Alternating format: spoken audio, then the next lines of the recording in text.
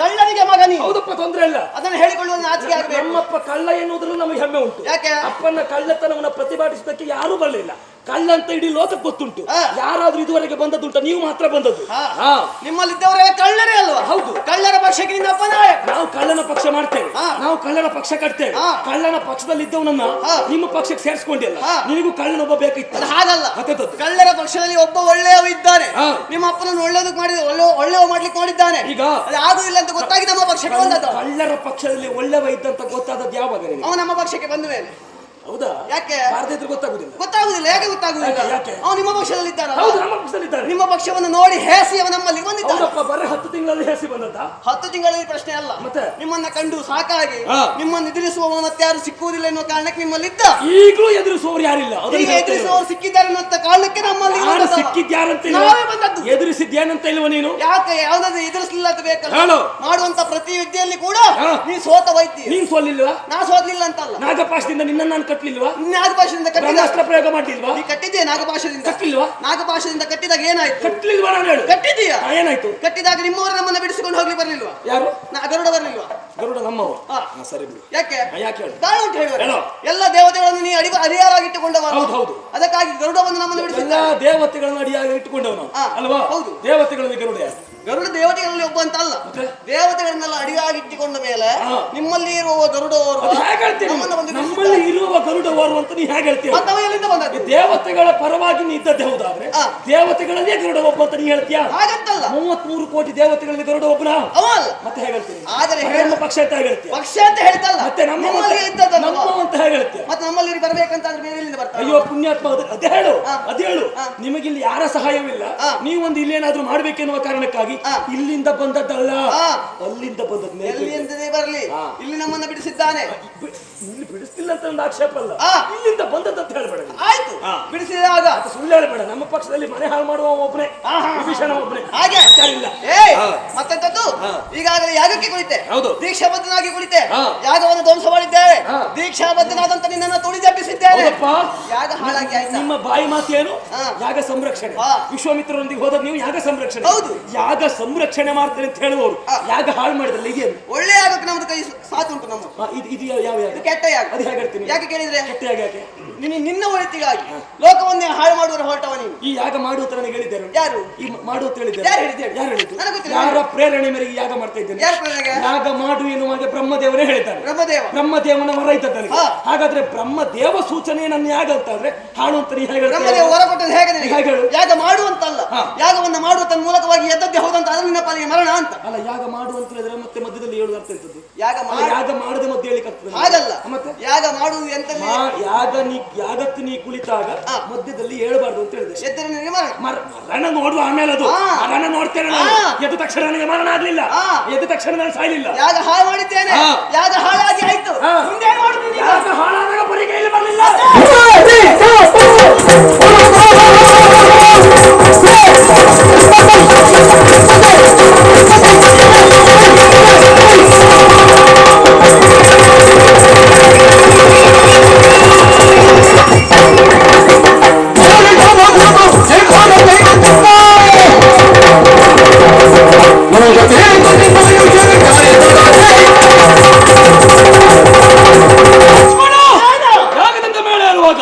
ಲೇಖನದ ಪರಿಗೈಲಿ ಬರಲಿಲ್ಲ.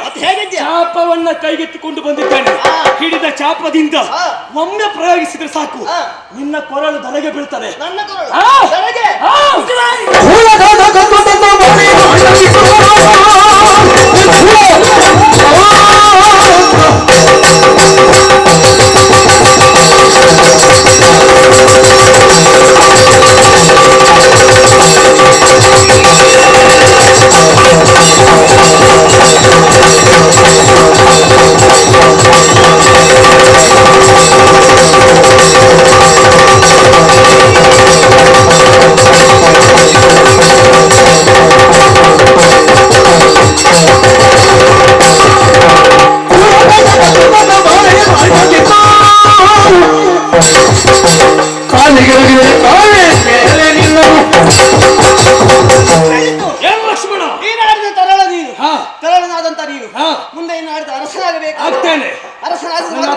ಕೊಟ್ಟ ಆ ಕಾಲಕ್ಕೆ ನೋಡುವ ಕೋಟಿಗಳನ್ನು ಹರಿಯಬೇಕಾದವ ಗೊತ್ತುಂಟು ನನಗೆ. ನಿನಗೊಂದು ನೀತಿಯ ಮಾತ್ರ ಏನು ನಿನ್ನಪ್ಪ ಕದ್ದು ತಂದಂತಹ ಸೀತಾಮಾತೆಯನ್ನು ನಮ್ಮ ಪಾಲಿಗೆ ಒಪ್ಪಿಸಿದ್ದೆ ಹೋದಂತಾದ್ರೆ ಕದ್ದು ತಂದದ್ದು ಆಕ್ಷೇಪ ಮಾಡಬೇಡಿ. ಯಾಕೆ ನೀವು ಬಿಟ್ಟು ಹೋದದ್ದು ಯಾಕಂದ್ರೆ ನಾವು ಬಿಟ್ಟು ಹೋಗುವಾಗ ಮಾಡಿದ್ದೇವೆ. ನಾವು ಮಾಡ್ತೇವೆ. ನಾವು ಮಾಡಿದಕ್ಕೆಲ್ಲ ಸಿಕ್ಕಿ ಬಿಡ್ತೇವೆ. ನೀವು ಸಿಕ್ಕಿ ಬಿಡುದಂತಲ್ಲ, ಮತ್ತೆಂತದ್ದು ಕೆಲವೊಮ್ಮೆ ಏನ್ ಮಾಡ್ಲಿಕ್ಕೆ ಆಗುದಿಲ್ಲ. ಜೇಡ ಹಾಕಿದಂತಹ ಬಲೆಗೆ ಕೀಟಗಳು ಹೋಗಿ ಬೀಳಲೇಬೇಕಾಗ್ತದೆ. ಅವ್ರು ಬೀಳ್ತದೆ.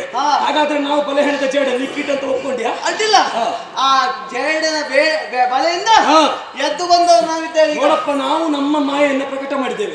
ಮಾಯೆಯಿಂದ ಆಶ್ರಮದಲ್ಲಿದ್ದ ರಾಮನನ್ನು ತಪ್ಪಿಸಿದ್ದೇವೆ, ಸೀತೆಯನ್ನು ಮರಳು ಮಾಡಿದ್ದೇವೆ. ಹೆಚ್ಚೇನು ನೀನು ಹೋಗುವಾಗ ಮಾಡಿದ್ದೇವೆ. ಅದು ನಮ್ಮಲ್ಲಿರುವ ಯೋಗ್ಯತೆ. ನಿಮ್ಮನ್ನ ಬದಲಾಯಿಸುವುದು ನಮ್ಮಲ್ಲಿರುವ ಯೋಗ್ಯತೆ. ನೆನಪಿರಲಿ. ಬದಲಾಯಿಸುವುದು ನಿನ್ನ ಅಪ್ಪನಿಗೆ ನೀನೇ ಹೇಳಿದ್ದೇನು? ಏನ್ ಹೇಳಿದ್ದು?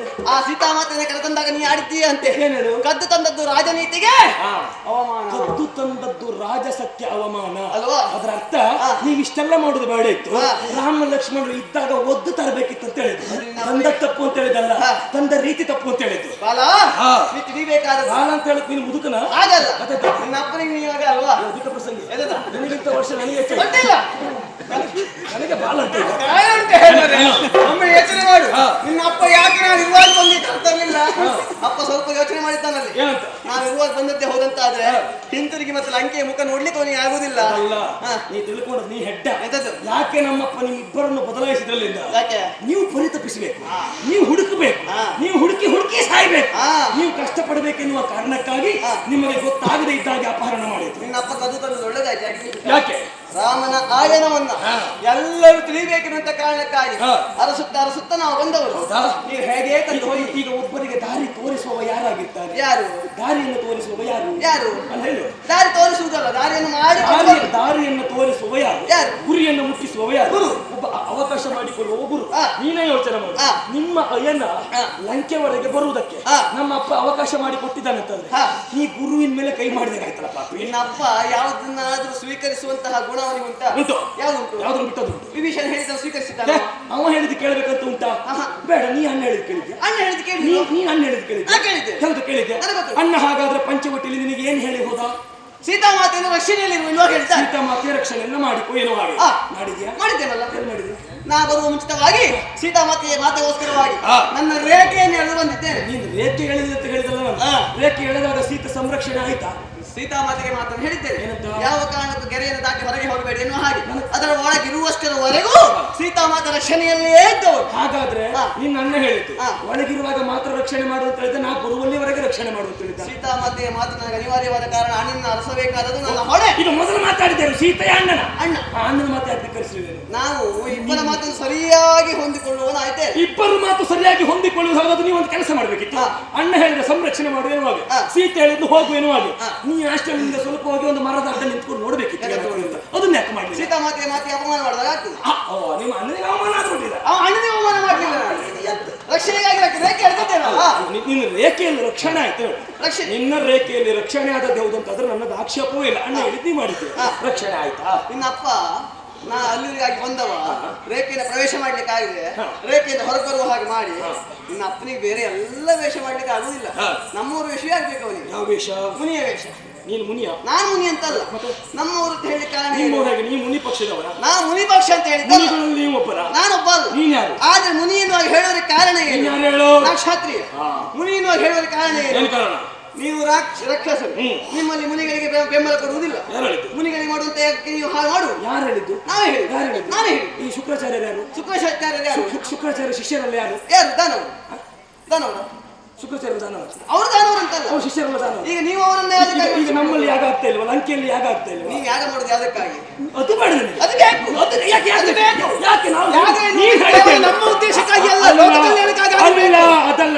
ನೀನ್ ಹೇಳಿದ್ದೇನು? ಮುನಿಗಳಿಗೆ ಬೆಂಬಲ ಕೊಡುವುದಿಲ್ಲ ಅಂತ ಹೇಳಿ. ಹಾಗಾದ್ರೆ ಲಂಕೆಯಲ್ಲಿ ನಾವು ಮಾಡುವ ಯಾಗದಲ್ಲಿ ಶುಕ್ರಾಚಾರ್ಯ ಸಹಿತ ಅವರ ಶಿಷ್ಯ ವರ್ಗದವರು ಪಾಲ್ಗೊಳ್ತಾ ಇದ್ದಾರೆ. ನೋಡು, ನಾನು ವಿಚಾರ ಹೇಳುದಿಲ್ಲ. ನಾನು ಹೇಳುದು ನಾವು ವಿಚಾರ ಹೇಳುದೇನು ಗೊತ್ತ ನನಗೆ? ಊಟಕ್ಕೆ ಉಪ್ಪಿನಕಾಯಿ ಆಗ್ಬೇಕು ಅಲ್ವಾ? ನೀವು ಮಾಡುದು ಹೇಗೆ? ಊಟಕ್ಕೆ ಉಪ್ಪಿನಕಾಯಿ. ನಮ್ಮದು ಹಾಗಲ್ಲ. ಉಪ್ಪಿನಕಾಯಿ ಇಲ್ಲದೆ ಊಟ ಆಗುದಿಲ್ಲ. ಉಪ್ಪಿನಕಾಯಿ ಇಲ್ಲದೆ ಊಟ ಆಗುದಿಲ್ಲ. ಕಾಡಿನಲ್ಲಿ ಗಡ್ಡೆಗಳು ತಿಂದ್ಕೊಂಡು ಬದುಕಿದ ಪಾಪಿ ಉಪ್ಪಿನಕಾಯಿ ಅಪ್ಪ ಕೊಟ್ಟದ. ವಿಚಾರ ಕೇಳಿದ್ದು ನಾನು. ನೀವು ಮುನಿಗಳಿಗಾಗಿ ಯಾಗವನ್ನು ಮಾಡುವುದಲ್ಲ, ನಿಮ್ಮ ಉದ್ಧಾರಕ್ಕಾಗಿ ಮುನಿಗಳನ್ನು ಯಾಗ ಕಳಿಸುವುದಿಲ್ಲ. ಹಾಗಾದ್ರೆ ದೇವಾನು ದೇವತೆಗಳು ನಮ್ಮನ್ನು ಯಾಕೆ ವಿರೋಧಿಸ್ತಾರೆ? ಈಗ ನಾನು ಹೇಳ್ತೇನೆ, ಈಗ ನಮ್ಮವರು ರಕ್ಕಸರ ಸಂತತಿಯಲ್ಲಿ ಬಲಿ ಚಕ್ರವರ್ತಿ ಯಾಗ ಮಾಡಲಿಲ್ವಾ? ಮಾಡಿದ್ದಾನೆ. ಬಲಿಯ ಯಾಗಕ್ಕೆ ದೇವತೆಗಳ ಪ್ರೇರಣೆಯ ಮೇರೆಗೆ ಮಹಾವಿಷ್ಣು ವಾಮನ ರೂಪಿಯಾಗಿ ಯಾಕೆ ಹೋದ? ಏನು ಕಾರಣ? ಅವ ಯಾಗವನ್ನು ಮಾಡಿ ಸಂಪೂರ್ಣ ಮಾಡ್ತಾ ಹೋದಂತ. ಅವ ಯಾಗ ಯಾವ್ದಕ್ಕೆ ಮಾಡಿದ್ದು? ಬಲಿ ಯಾಗ ಮಾಡಿದ್ದು ಯಾಕೆ? ವಿಶ್ವಜಿತ್ ಅಂತ ಯಾಗ ಮಾಡಿದ್ದು ಯಾಕೆ? ದೇವೇಂದ್ರ ಪೀಠಕ್ಕೋಸ್ಕರವಾಗಿ, ದೇವೇಂದ್ರ ನಾಗಗೋಸ್ಕರವಾಗಿ. ದೇವರು ಇಡೀ ಭೂಲೋಕೆಲ್ಲ ಹಾಳಾಗ್ಬೇಕಂತ ಬಲಿ ಯಾವತ್ತಾದ್ರೂ ಬಯಸಿದ್ದುಂಟಾ? ಅವ ಮಾಡಿದ್ದಿಲ್ಲ. ಇಲ್ಲಲ್ವಾ? ಇಲ್ಲ. ಮತ್ತೆ ಯಾಕೆ ಆ ಯಾಗ ಮಂಟಪಕ್ಕೆ ಬಂದು ಬಲಿಯನ್ನು ಸುತ್ತಾಳ ಕಟ್ಟಿದ್ದೇವೆ? ಇನ್ನು ಇಷ್ಟಿಷ್ಟು ಮನ್ವಂತರಕ್ಕೆ ಇಂಥವರು ದೇವೇಂದ್ರ ಎನ್ನುವ ನೇಮಕಗೊಂಡಿದೆ ಮೊದಲೇ. ಅದೇ ಹೌದಾದ್ರೆ ಯಾಗ ಮಾಡುವ ಪ್ರಥಮಕ್ಕೆ ಬರಬೇಕಿತ್ತು, ನೀವು ಯಾಗ ಮಾಡಬಾರ್ದು ಅಂತ ಹೇಳಬೇಕಿತ್ತು. ಅವ ಯಾಗ ಸಂಪೂರ್ಣ ಮಾಡುದಿಲ್ಲ ಎನ್ನುವಂತ ನಿರೀಕ್ಷೆ ದೇವೇಂದ್ರನಿಗೆ ಇತ್ತು. ಯಾರು ಹೇಳಿದ್ದು? ಅವನಿಗೆ ದೇವೇಂದ್ರನಿಗೆ ಇದ್ದಿತ್ತು. ಅದು ಹೇಗೆ ಹೇಳ್ತೀಯ? ಅವ ಅದಕ್ಕಾಗಿ ಸುಮ್ಮನಾದ. ಅದು ಹೇಗೆ ಹೇಳ್ತೇನೆ ನೀನು? ಹೇಗೆ ಕೇಳಿದ್ರೆ ಈಗ ಶಿಷ್ಟಾಚಾರದಲ್ಲಿ ಶಿಷ್ಟಾಚಾರವಂತನಾಗಿ ಸಂಸ್ಕಾರವಂತನಾಗಿ ಪ್ರಹ್ಲಾದ ಇರಲಿಲ್ಲ. ಇದ್ದಿದ್ದ. ಆ ಪ್ರಹ್ಲಾದನಿಗೆ ಏನಾಯ್ತು? ಏನಾಯ್ತು? ಪ್ರಹ್ಲಾದನಿಂದ ಒಬ್ಬ ಮನುಷ್ಯರಿಗಾಗಲಿ, ಒಬ್ಬ ದೇವತೆಗಳಿಗಾಗಲಿ, ಒಬ್ಬ ಋಷಿಗಳಿಗಾಗಲಿ ಪ್ರಹ್ಲಾದ ತೊಂದರೆ ಉಂಟು ಮಾಡಿದ್ದುಂಟ? ಮಾಡಿಲ್ಲ. ಪ್ರಹ್ಲಾದನಿಗೆ ಏನಾಯ್ತು? ಏನಾಯ್ತು? ನೀನು ಹೇಳು. ತೊಂದರೆ ಆಗಿದೆ. ಯಾರಿಂದ? ದೇವತೆಗಳಿಂದ. ದೇವೇಂದ್ರ ಹೌದು. ಶೀಲಾಪಹರಣ ಮಾಡಿದ. ಹಾಗಾದ್ರೆ ಒಳ್ಳೆಯವರಿಗೂ ದೇವತೆಗಳು ಬದುಕುವುದಕ್ಕೆ ಬಿಡುವುದಿಲ್ಲ ಅಂತ ಅರ್ಥ ಎಂತದ್ದು? ಹೇಳಿ ಅರ್ಥ. ಎಲ್ಲ ರೀತಿಯಲ್ಲಿ ಹೀಗಾದದುಂಟು. ಆದ್ರೆ